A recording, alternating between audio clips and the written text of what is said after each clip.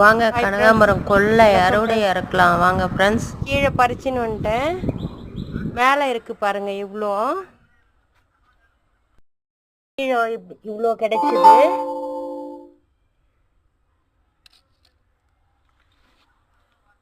மாடி மேலே இவ்வளோ இருக்கு பாருங்க. வாங்க இதையும் அறுவடை பண்ணிக்கலாம் ஃப்ரெண்ட்ஸ். ஃபுல் வீடியோ லிங்க்கு தொட்டு பாருங்கள் ஃப்ரெண்ட்ஸ். ஃபுல் வீடியோ அதில் வரும். அதில் ஒரு 3 முழம் பூ பூத்துச்சு கீழே.